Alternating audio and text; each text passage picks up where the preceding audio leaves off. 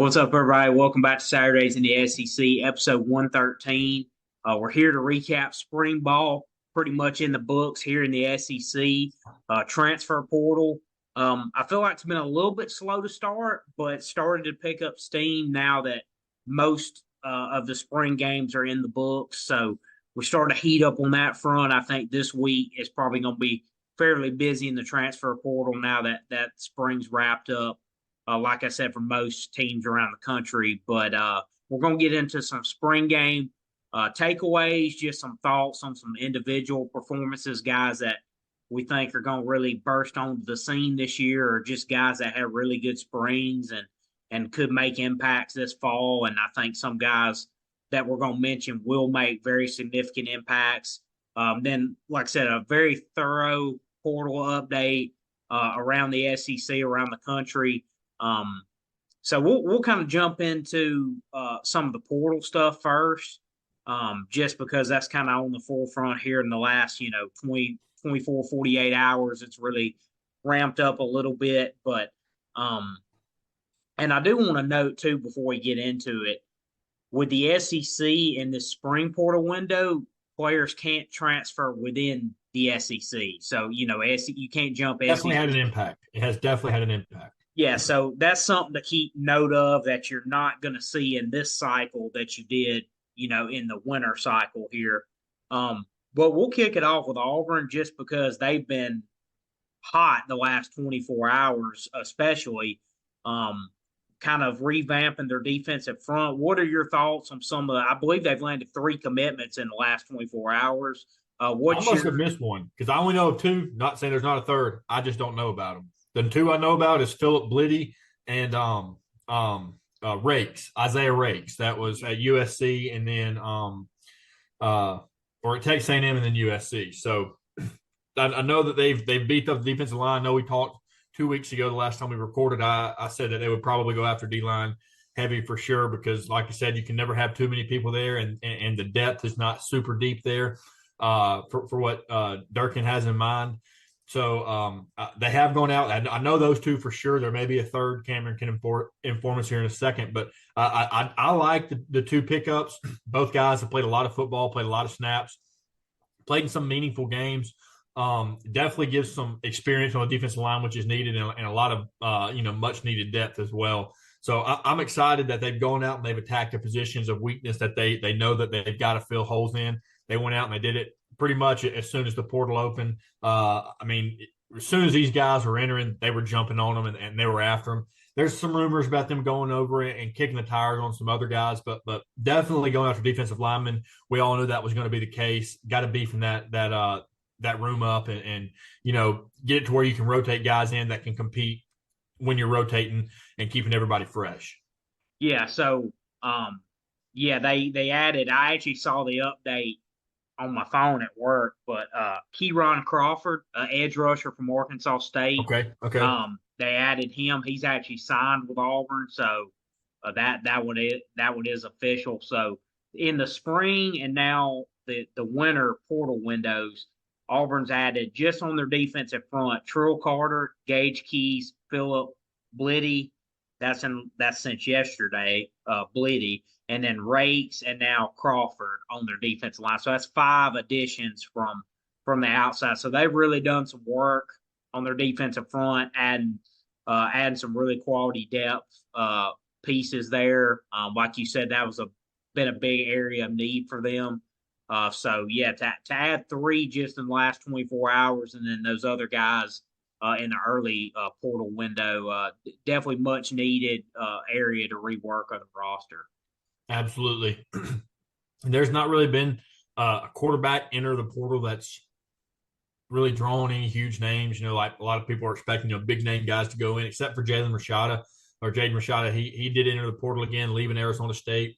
Formerly 5-star recruit, was told he was going to get $11 million in NIL at Miami, committed to Miami. Florida countered it and said they would give him $13 million. He committed to Florida, got to Florida, never saw any of the money. Filed a petition with the NCAA. They allowed him to leave. He transfers cross country, goes to Arizona State, plays there for Kenny Dillingham last year, plays 3 games, maybe 4, ends up getting hurt, so doesn't get a whole lot of time, a whole lot of playing time. He was a little banged up. He's I think he needs to put on some weight, especially if he's going to play at the highest level of college football. That's in my opinion. But he is definitely a really good talent. Teams are going after him. The high favorite right now is Georgia. It's probably going to land in Mississippi State. I've heard is a really high favorite also to get him. Auburn's kicked the tires on him as well. But I just from all the talks from the Auburn insiders and the writers, and they believe Hugh Freeze believes that the quarterback of the future is Walker White. So I don't know that he's going to go super hard in the portal after certain guys for them to be there 1 year or for them to potentially come in and not even play, because he truly believes that Walker White is the future of the program for the next 2 to 3 years after this season, obviously. So I don't think that quarterback is as dire of a need as everybody was thinking and expecting it to be. Along with Hank Brown, he's good too, and Holden Garner. So really deep quarterback room. So they're fine there in that position. I truly believe so. If they weren't, you would have heard Hugh Freeze talking about they need to go out and fill that role and go through the portal, and they're going to be hunting to the portal. You never really heard him talk about that as much. He said, if there's a guy there that can definitely help us win at any position he was talking about, he said, yes, we'll go after them if we think they give us a better chance. But there's really not been that quarterback hop in for Auburn to, really go out and attack. If so, they're going out and talking to him, and maybe he can come in and compete. But like I said, Walker White is believed to be the future of the program, true freshman this year. So I'm surprised a quarterback hasn't transferred out. I'm surprised the Holden Garner's name hasn't been talked about entering the transfer portal. But like you said a few minutes ago, you can't go SEC to SEC. Maybe he decides to stick it out. The way that things are going, the talks around the Auburn football program is that Walker White is basically the next in line after Peyton this year, if things go as expected. So you can probably there's belief that Holden Garner may enter the portal, or what was going to enter the portal in this cycle, but he is not yet, and it's coming to a close soon. So potentially next portal at the end of the season, we could potentially see Holden Garner piecing out, depending on how this season plays out, barring injuries and all those things. Yeah, another guy I wanted to mention for Auburn and just in general, just around the SEC, but Keandre Lambert-Smith, the Penn State transfer wide receiver, the best wide receiver in the portal right now. Just visited Texas A&M, or just finished up a visit to A&M today. I think he's visiting Auburn in the coming days. USC, this according to Pete Nakos with On3, USC's pushing hard for a visit. And then FSU's kind of entered the picture as well, trying to get in on him. I know they had a receiver transfer out today, so that kind of opened an additional spot for them. But if Auburn could end up landing him and pairing him with Cam Coleman and adding, this is the guy who was the leading receiver for Penn State last year, definitely could come in and be a really solid contributor. So if you could add another piece like that to those young receivers and add another weapon for Peyton Thorne, would be huge. But certainly a lot of competition right now for his services. And like I said, A&M's hot on his trail as well. Absolutely. And then at USC and at FSU kind of lurking there also. Yeah, it'd be huge for Auburn to grab him out of the portal to strengthen that wide receiver room. But also, Cam Coleman, he's going to be a feature guy in the offense. Everybody knows that. We've seen it. It's going to be part of it. He's the best wide receiver in Auburn's wide receiver room, hands down. Then you're adding Perry Thompson in next year, as well as Malcolm Simmons.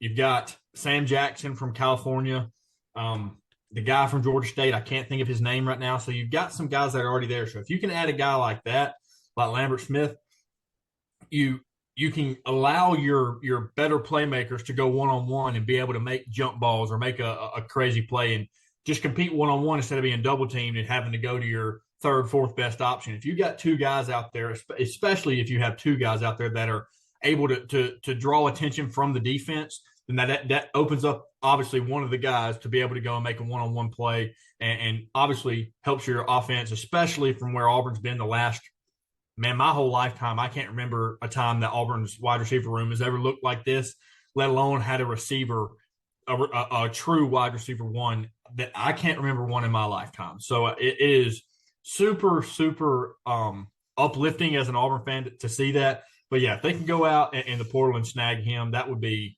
the addition that could potentially make Auburn compete at a higher level than what I'm expecting them to. I'm probably taking their total win under season total. It's at 7.5. I think 7 wins, 8 wins, maybe. But if they're able to go and get a guy like that, I think it could potentially push their total win margin to 8, 9 wins if realistically. Am I off base there? No, I don't think so. I mean, like I said, adding a guy like this would certainly help just add more talent, more depth to that room. Like you said, I mean, with Auburn, hadn't really had a true wide receiver one in a long, long time. So, And Bama's had a room full of wide receiver ones since I can remember, since Julio. I mean, they've had a room full of wide receiver ones, so it's about time. yeah, yeah. So I think Cam Coleman's got a real chance to change that for sure. But yeah, I'm really interested to see how Lambert Smith, his recruitment, kind of ends up. Like I said, he's been taking visits or have visits scheduled, so it's gonna be interesting to see if he lands in the SEC ultimately. A couple other teams I want to talk about specifically with Texas and Oklahoma, obviously kind of newer programs to. I mean, they're newer programs to the SEC, but they're newer programs of us talking about them more. Yeah, right. So, wanted to throw them a little love. They just wrapped up their springs this past Saturday. Main area for Oklahoma been offensive line. They're looking offensive line in the portal, and they landed a big target for them in SMU offensive lineman Branson Hickman. He was an All AAC selection this past season, so really big pickup for Oklahoma there. That's really an area of their team they're looking to upgrade, and if they can get solid play there, not even great play, but just serviceable solid play there, I think they can have a really good season, even with a tough schedule because they've got some good pieces around them. But yeah, big pickup for them. Both Texas and Oklahoma are kind of the leaders for TCU D lineman transfer Dominic Williams, probably one of the better D linemen in the portal right now. And as we've talked over the last few weeks, D linemen are huge priorities right now, are huge, huge sought after commodities in the portal this cycle, especially. So that looks like a Texas OU battle kind of shaping up there for him, for his services as well. So both teams really looking to upgrade the line of scrimmage, kind of with Texas as well. They lost a lot of production off their defensive line. So I expect both teams to kind of look to keep upgrading those areas. But their defense looked good though in the spring. They're in their spring game. Their defensive line, yes, they lost a lot of people, but they didn't perform like they lost a lot of people. It is a spring game, granted, but they did look better than I expected them to look, in my opinion.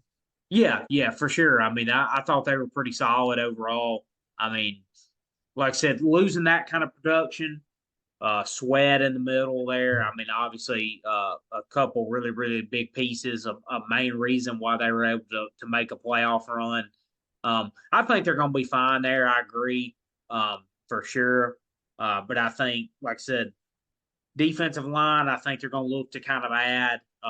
Offensive line, specifically for Oklahoma's area, they're definitely going to look to improve upon as well. Right. Why this portal's still open. But kind of want to talk about Henry Parrish too. Thought it was kind of interesting, kind of while we're still on the portal updates. But Henry Parrish, former Ole Miss running back, transferred to Miami for a season or two, I believe. He's now coming back to Ole Miss. Thought it was interesting, kind of what Ole Miss did. I mean, we know they lost Quinshon Junkins, obviously, to Ohio State. Obviously, a guy that commands a lot of NIL dollars, certainly.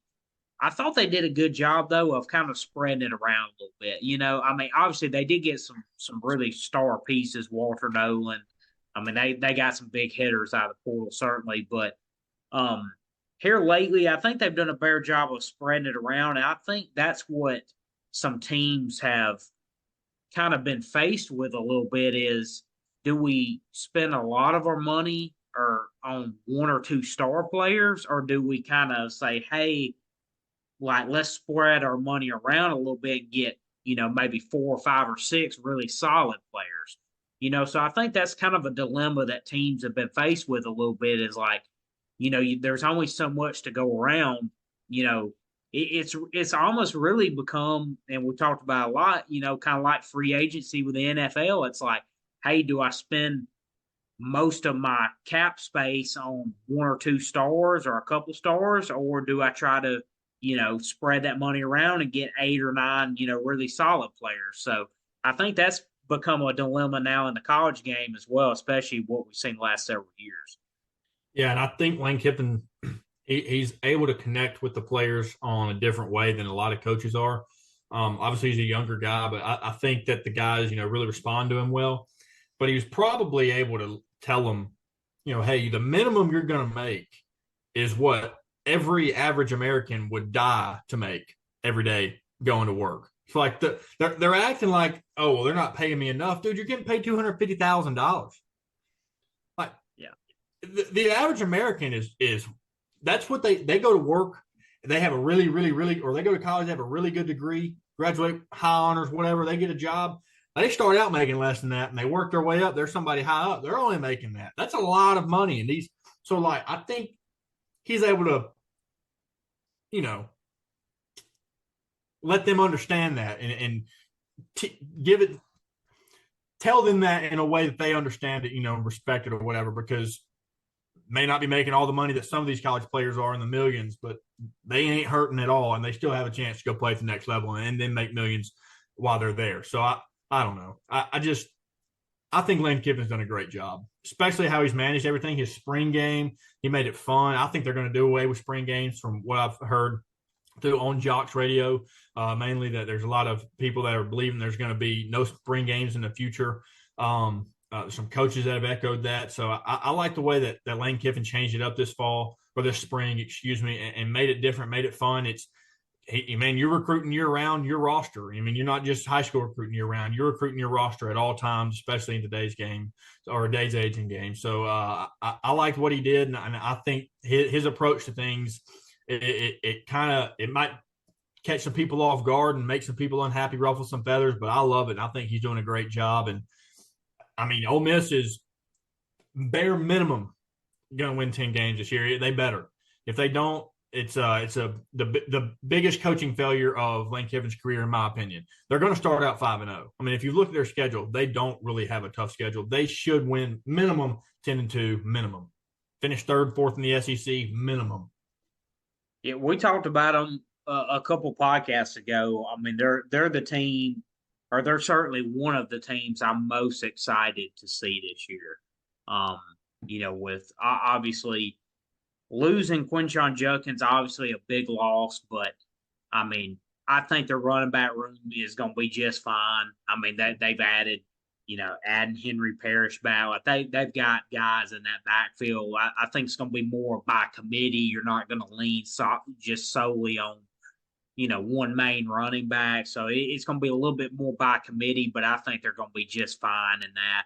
And we've seen, more and more Jackson Dart kind of being added to the run game even more. So I think they're going to be offensively. I'm not worried about this team at all. I think it's going to be one of the best offenses in the country. I'm super high on Jackson Dart. The weapons are around him. I think it's going to be a really exciting year. Main thing is, I think, is just can that defense keep taking steps forward? And obviously, the talent level has continued to improve. This year should be the highest they've had in a long time there. So yeah, I'm really excited to see them how it comes together. But yeah, I think this team, I think it's a playoff or bust team. I think the goal should be to make the playoffs and to compete at the very top of the SEC. Absolutely. And I have a hot take, early hot take for the 2024 football season. Never too early for a hot take, though. No, never. As much as it pains me to say this, because you'll see where I'm going with it. This is Texas and Oklahoma's first year in the SEC. Okay? Hot take. Texas is going to win the SEC this year. Oh, okay. I think they play Georgia in the SEC championship game. I think they beat Georgia. I think it's Texas, Georgia, Alabama, are going to make the playoffs for sure. I think Ole Miss and LSU are the fourth team in there. I think SEC is going to get four for sure. I said maybe five a few weeks ago, but four for sure. But I think it's going to be Texas, Georgia, Alabama in it for sure. Ole Miss, LSU, one of the two is going to be in it. But I think Georgia wins the national championship. But I think Texas wins the SEC. I really believe that. Okay. Quinn Ewers, number one prospect this year, or number one NFL prospect this year, poised for a great year. Had a really, really good year last year. I mean, took a monumentous leap forward from the previous year. I only expect him to do that again. He's one of those guys that's, there's some guys you see a season, you're like, he's not going to have a better season than that ever, no matter what. Quinn Ewers is not one of those guys. You see it and you're like, he can do more. There's more in the tank for sure. I mean, I really think that Texas is going to take that next step forward. They've been recruiting extremely well since Sarkisian got there. Perfect timing to end up in the SEC. They just had a playoff run last year. Obviously, that's the expectation, but I think that it's going to be a reality in Austin, Texas. I really do. Yeah, I mean, obviously they're going to be right there. Certainly, I mean they're right at the top of the SEC. I mean, even with it being their first year, the way their program's trending. Yeah, I'm really excited to watch them this fall. I mean, they're going to be a preseason top 5 team, certainly. Obviously, coming out of spring, their spring game on Saturday. I mean, I'd be remiss to mention it, but a lot of Arch Manning hype. He looked extremely well the other day. I mean, there's some people. Now, this is going a little too far with it, but they're like, hey, is there quarterback controversy in Austin here? I'm like, whoa, what? Let's not get carried away here. Yeah. I mean, they know what he can do. They know. Yeah. I mean, look, Arch, I think is going to be very good. I think it's going to benefit him to sit, probably for 2. Unless Quinn Ewers gets hurt, he'll sit for 2 seasons. I think that's going to benefit him really, really well. And I think that's going to set him up for success when it is his time. But yeah, I'm not going that far. I think that's a little out there, but because it was fun to watch, very entertaining to see a Manning on the football field again. Yeah, no, and he's a great talent certainly, but I think it's no disrespect to Arch. It's just respect to Quinn Ewers and what kind of player he is and what kind of year he had last year. What I think. The year he can have this year. Obviously, he has not played a full season, so I mean, it's not. Arch very well could see the field certainly, but I don't think it's going to be performance related. Obviously, I think if he does, it's going to be in the instance of an injury. Yeah. But I think this year Arch is actually going to be ready to play. Like last year, I don't think he would have been ready. No. I think this year he's going to be much more comfortable and much more prepared that if he does need to go play, then he will be in a lot better shape to do that. But I think his future, I think the longer he's able to stay there, learn, grow, develop, I think his future looking very bright. And I think those years of being able to learn and develop will serve him well. Yeah, the question of is there a quarterback controversy in Austin, Texas would be more relevant if Quinn Ewers played majority of the game on Saturday or in their spring game 2 weeks ago. Like if they still needed to see him to see if he was better than Arch and see them battle it out and compete back and forth, then you'd be like, okay, there's quarterback controversy or quarterback battle, whatever you want to call it. They didn't have to see Quinn Ewers play. They know what he can do. He is their guy. He's been their guy for 2 straight years. Like, he took them to a playoff last year. He beat Alabama and Bryant Denny last year. He is the QB1. No questions asked. No, there's not a doubt at all in anybody's mind that there's quarterback controversy. Not at all. If Quinn Ewers, if this was his first year there and he had transferred in from Ohio State this year, yeah, go ahead. But the dude is solidified QB1. He would be QB1 of 99% of teams he's played on. There is no quarterback controversy for the Texas Longhorns. Not at all. I think he made a great decision coming back, not only for his development, but I think if you look at the quarterback class next year, much weaker than it is this year, I think he made an excellent decision to come back another year. He's the number one quarterback prospect. Let me clarify that from earlier. He might not be the number one overall, but as of right now, he's the number one quarterback prospect in the 2025 draft or 2025 draft. Yeah, I mean, so I think he made a great decision, especially if he can come back and put a fully healthy year together. Oh yeah. Yeah, I think if he comes back and he's fully healthy this year, especially, I think he will be the first quarterback taken next year. And we know that quarterbacks always find their way to number one overall, regardless of if they should be or not, because Yep. quarterbacks are such a necessity at the professional level, and across all levels, obviously. But yeah, I think he's in for a big year. I think Arch, like I said, is going to be more prepared to play if he has to this year, and obviously he will get some time and mop up duty or what, however you want to say it. But yeah, I think Quinn's going to have a really big year. I'm excited to see him.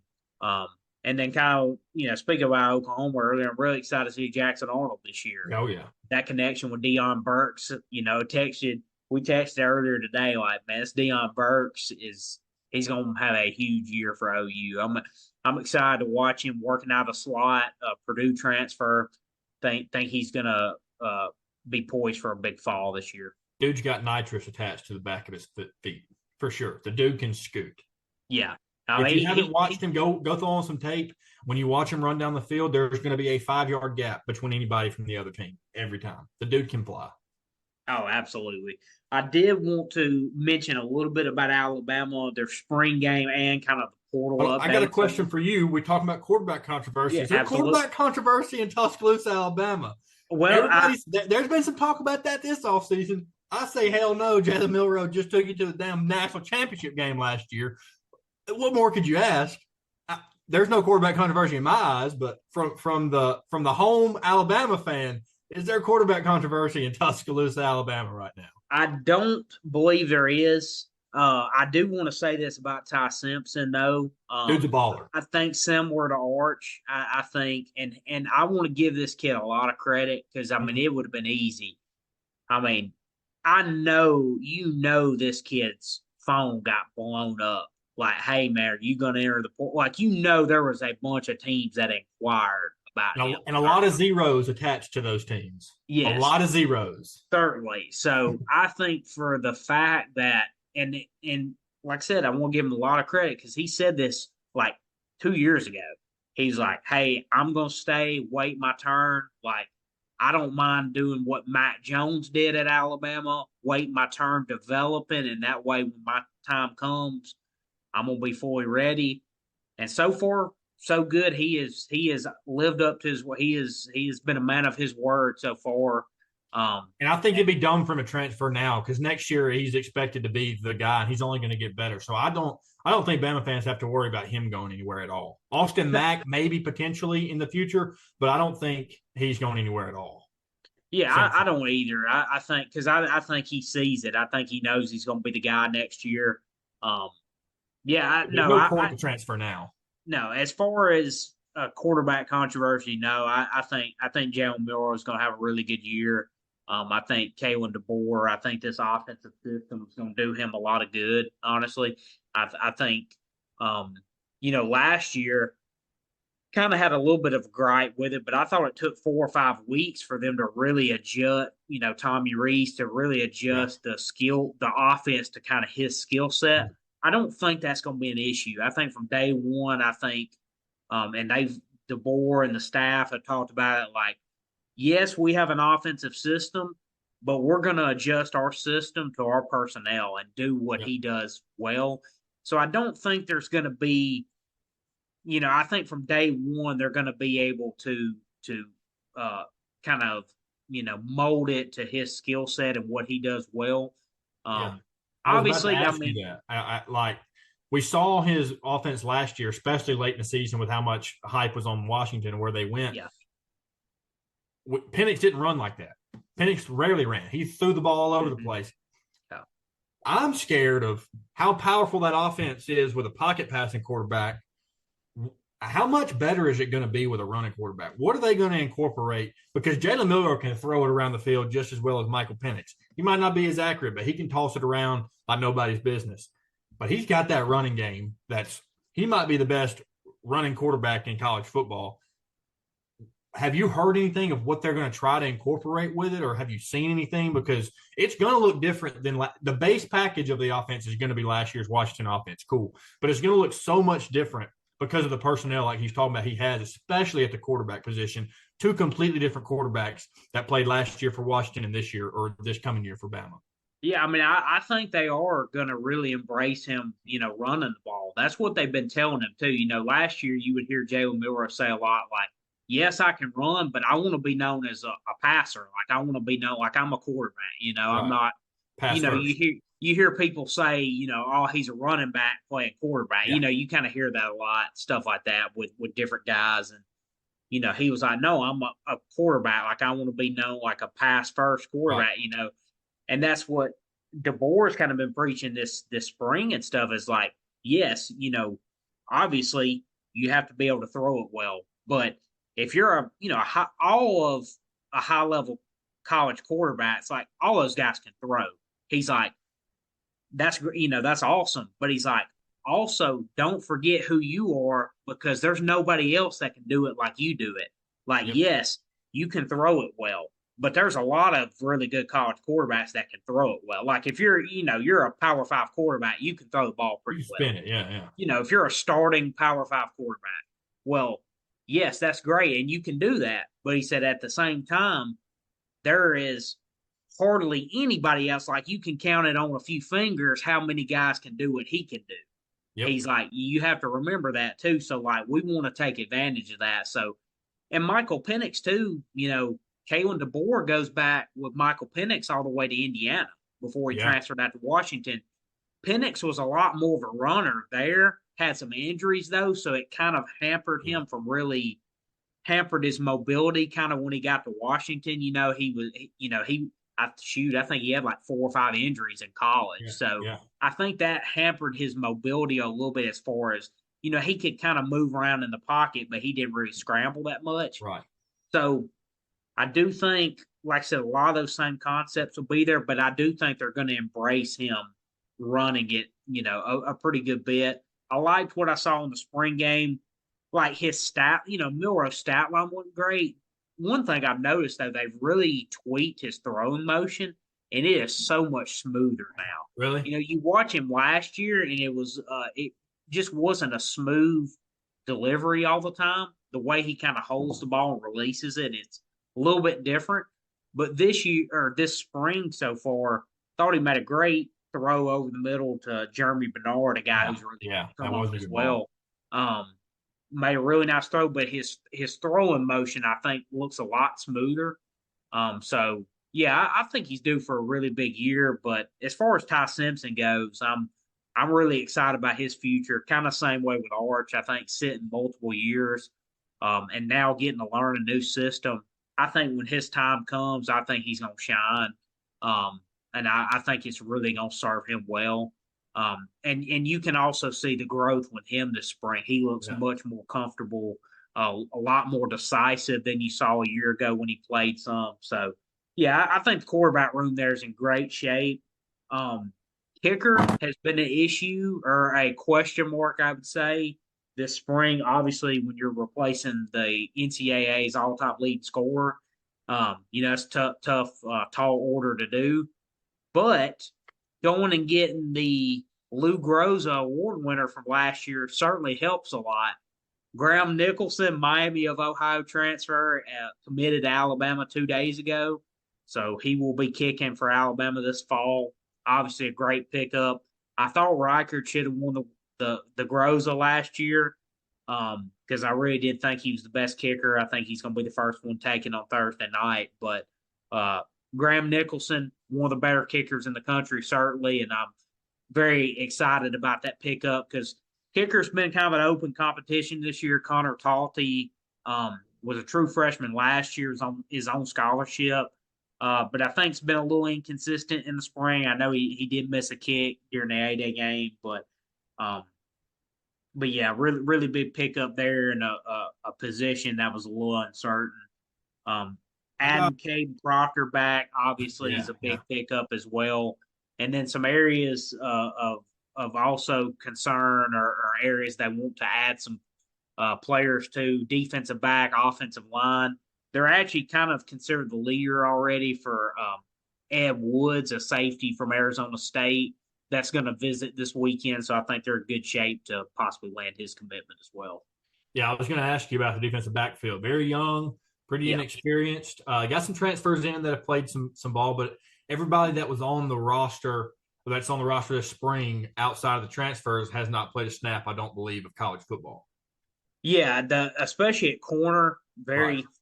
very young, inexperienced. They added some transfers there, Damani Jackson. Yeah. A lot of young fresh. They did have the number one DB class this past cycle, so yeah, very young in the defensive backfield. You could kind of tell in the spring game. You could kind of tell there were some Yeah. busted assignments. They kind of got beat a little bit, but spring to the game one is a big adjustment. Game 1 to game 5 is a big leap. Game 5 to game 12, it's a growing pain for sure. But they definitely look like they need to beef up that room a little bit and get some guys because the inexperience was showing in the spring game.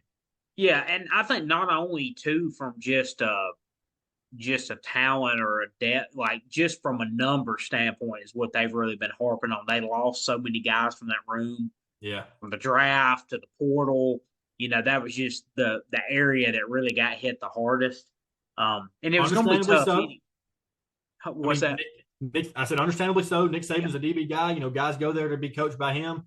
So when he's gone, the top guys in the country, they're like, well, I came here for him. He's gone. So it's understandable why that room was hit the hardest. Yeah, for sure. And it was already going to be tough because you're already losing 2 guys to the draft that are likely going to be first rounders, Kool-Aid McKinstry, Terrion Arnold. You're already going to have to replace, 2 starters there. Then losing Caleb Downs in the at the safety spot. So yeah, it was just one of those areas, like you said, that naturally was going to get hit the hardest. So I think they're going to add some pieces back there. I'll kind of throw out a little hot take. I don't know if it's really a hot take, honestly, but just my early feel about it. I think it's going to be an Alabama team that's going to I think it's going to be similar to last year a little bit. I don't know if they're going to scuffle as bad early as they did. Like, I do think they'll get off to a better start than they did last year, personally, because I think the schedule sets up, well, at least the first 3 weeks sets up a little easier. But because you don't have to play Texas week 2 this year, you do have Georgia week 4. But I think it's going to be an Alabama team that kind of has to find themselves early, a few growing pains here and there. But I think it's a team by late season, by November, December. I think it's a team that there's not many teams that are going to want to play them. Like, I think they're going to have to develop early. Obviously, new staff, new chemistry, a lot of new pieces. Offensively, I think they got the potential to be elite on that side. I think, getting Caden Proctor back, I think will help a lot. The offensive line looked really good in the spring game. Overall, young. The running back room looked great. I'm excited about them. Jeremy Bernard at receiver stepped up. Kendrick Law, I think, is due for a big season. Kobe Prentice is back. So I think there's a lot of good pieces on offense. I think the front 7 on defense is going to be pretty solid when all's said and done. They returned a pretty good bit on the defensive line. And then the 2 middle linebackers, Jahad Campbell, Deontay Lawson. They've got some younger pieces. They've got some experienced guys at edge rusher like Quindarius Robinson, Keanu Coate. Some guys that haven't played a ton necessarily, but have been there for several years. I think are going to take next steps. Then they got some young guys as well. I think if that secondary room can just be decent and kind of develop as the year goes along. Yeah, I think by the end of the season, they're going to be a really, really tough out, a team that people are not going to want to see. But I think it may be some growing pains here and there, early, middle part of the season. The schedule's pretty challenging as well. But where is the Georgia game? It's at Bryant-Denny. It's week 4. It's actually the SEC opener. So yeah, it's going to be definitely benefits Bama for sure. Not an easy game by any or an easier game, but just definitely benefits Bama for sure. Yeah. You got that one. That's really the marquee, home game. Middle part of the year. Then you Welcome got to some the really SEC, Kalen DeBoer. My God. yeah. Welcome to the SEC. You got them dogs coming in. So to open your first ever SEC game. So yeah, that's pretty tough. And then yeah, you got road games at Tennessee, at LSU, at Oklahoma. That's tough. Yeah, there's not many easy ones. So it's definitely a pretty challenging schedule. I would say it's tougher than most out there. I mean, it's not the toughest, but it's Right. not Florida, but it's pretty tough. Um, But the but yeah, expectations should be high, and they're going to be high. And I think he's going to meet the expectations because this isn't a Lane Kiffin, really good coach, taking over an Ole Miss program, or a Hugh Freeze, really good coach, taking over an Auburn program, or Brian Kelly, a really good coach, taking over an LSU program. This is the pinnacle of college football. This program is the pinnacle of college football. Even with the semi-mass exodus that Alabama had, their roster is still better than 99% of all other college football rosters out there. Kalen DeBoer is a damn good football coach, one of the top coaches in the country. He is going to be fine. He is going to win games. They're going to compete well. He is going to find ways to win ball games this year because of the roster he has. Again, this is not like Kalen DeBoer taking over Ole Miss 3 years ago, like Lane Kiffin did, and having to build it from the ground up, or Hugh Freeze having to build Auburn from the ground up. This thing is there. It is the Taj Mahal already been built. All he's got to do is make sure he pays rent every month, and he's going to be fine. He's got the guys. Bama is going to be just fine. They might lose a game, maybe two this year. It's his first year, but I just don't see Bama going less than 10-2, especially not less than 9-3. I think they win 9 games, bare minimum. Absolutely worst case scenario, they win 9 games. But I think Bama is a double-digit win team, again, because of all the guys they have, the depth that they've had, what Saban built, and a great coach like Kalen DeBoer is getting to come in and just sit in the driver's seat and take over and just keep it in between the mayonnaise and the mustard, as they say. So it's not – is it a hard job? Yes. Do I envy his job? Absolutely not. Is it a job that anybody in the country can do? No, but he is a great coach, and he is in a better position taking over a program than most coaches are because of how the program was left. Most coaches most good coaches like him that big schools go after are not replacing retired coaches. They're replacing fired coaches. So it's a much worse situation. So Kalen DeBoer is going to be fine. If Alabama loses 2 games, yes, the Bama fans are probably going to act like the world's ending because it's just not normal to them, especially with the last 17, 18 years. But Kalen DeBoer and Alabama are going to be fine, and they're going to get right back on track. Even if they, quote-unquote, go off track this year with a 9-3 season, they're going to get right back on track. And they're even with a 9-3 season, especially this year, with the way that the college football playoff is expanding, man, room for error is so much more. There used to be you had 1 game, maybe, and you better lose it early. Now it's you got a cushion. If your schedule is really tough the way Florida's is or the way that Bama's is, and you drop 1 or 2 games to a highly rated team on the road, or you have you lose by a field goal at home to Georgia, you're still going to be in the playoffs. So Kalen DeBoer and Bama are going to be fine. It may be a down year for what Alabama fans want or expect to have, but they are not going to have a bad year by any means because he is a fantastic coach taking over the Taj Mahal of college football, and he's not going to run it in the ground. He is a capable, very, very good coach. So Bama fans, I know that nobody's really freaking out about it or anything, but if they happen to drop game 1 of the SEC play against Georgia, the favorite of the best team in college football the last 3 years, so it's going to be okay. The world's not going to burn. The house isn't going to fall down. It's going to be okay. They can still have a great chance to win the SEC, play them again in the SEC championship, and potentially go to the playoffs. So that's my soapbox on him. That's how I feel about it. If he was taking over Mississippi State, then I would feel different about Kalen DeBoer and the program. But he is not taking over a failed program. He is taking over the most successful program that college football has ever seen. Yeah, I mean, I think they're going to have a really good season. I think I agree with what you said, honestly. I think if I had to sit here tonight and give one, I'd say I think 10-2, I think is realistic. I think is not putting such sky high expectations there. I think like 10-2, 11-1, maybe, something like that.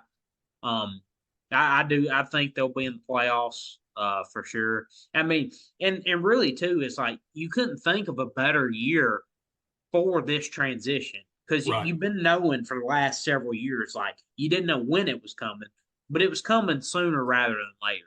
So it's like, what better time to do it than now? Yes, there's never going to be a perfect time to do it, certainly. I mean, it's just one of those things like kind of just got to rip the band-aid off of it. Like transfer portals here, like it's going to be difficult. You're going to have some guys leave. Like there's just no way you're going to keep everybody. Like Yeah. even Saban guys. I mean, I think there was more guys enter in the portal before he left than that. Like you're going to have normal like attrition anyway, regardless if Saban's there or whoever's there. Yeah.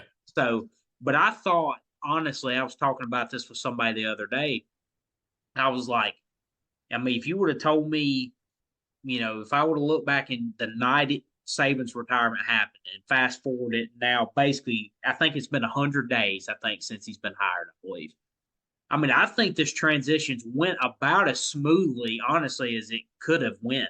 Honest, I mean, yes, lost Caleb Downs. That was tough. A guy like Julian Sayin, you definitely wanted to keep, certainly. You lost Caden Proctor for a 15-minute lunch break. You brought him back. So, he went and had a cup of coffee at Iowa. He's come back now. So, you were able to keep guys like Malachi Moore, Jalen Milroe, Deontay Lawson stayed for another year. Jihad, Tyler Booker's a big leader on this team. So, I mean, you were able to keep the majority of the core of this team.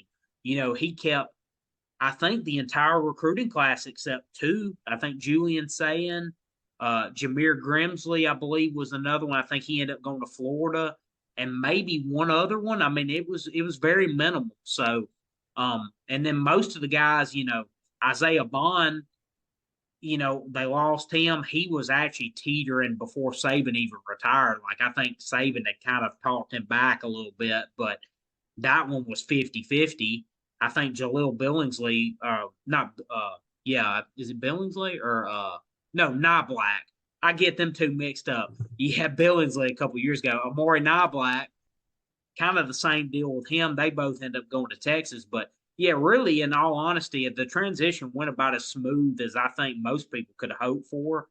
I mean, outside of Caleb Downs, if Caleb Downs was still here, I would have said it went pretty much perfect. So, obviously that one stings, but all in all, yeah, I thought the transition went well. I think they're, like you said, he's taken over a Lamborghini. He's just got to keep it between the lines. So,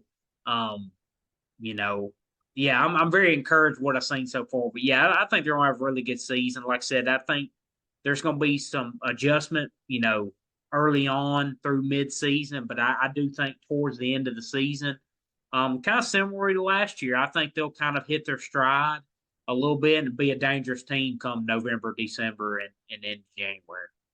Yeah, absolutely. Winners win, and that's what he's going to do. He's in a great situation to keep winning and win early, and that's exactly what he's going to do.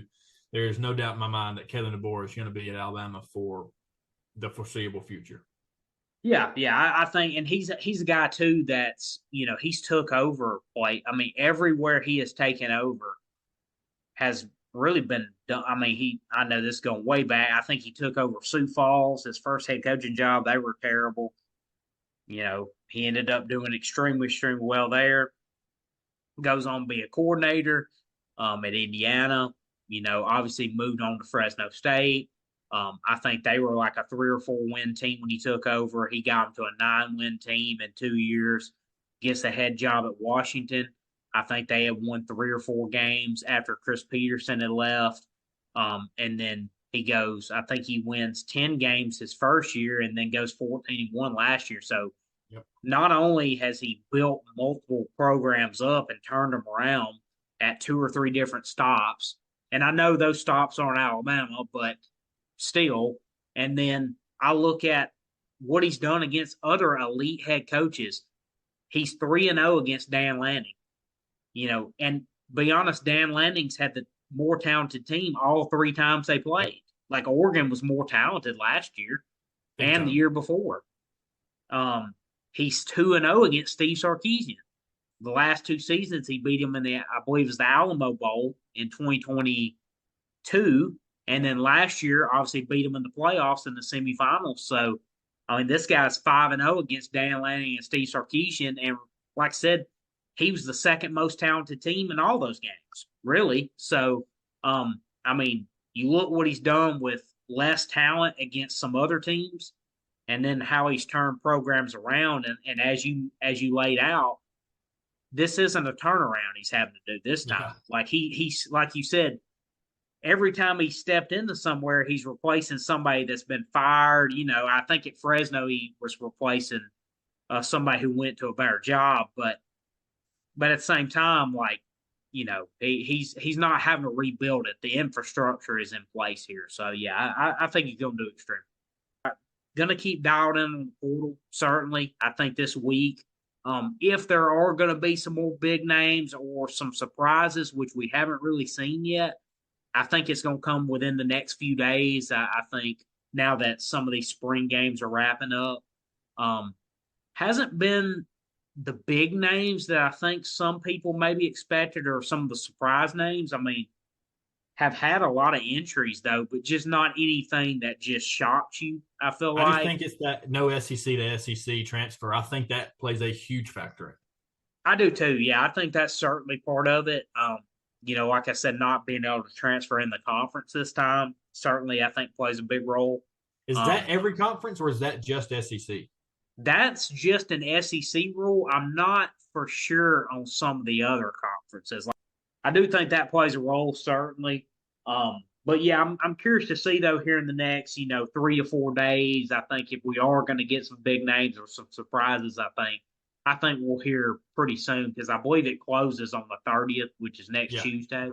So they have to be in by then. But yeah, I'm gonna keep it locked in here, especially the next 3 or 4 days to see if we get any surprises or some other big names in her. Absolutely. But thank you guys for tuning in, and we'll see y'all back next week. Thank you, guys.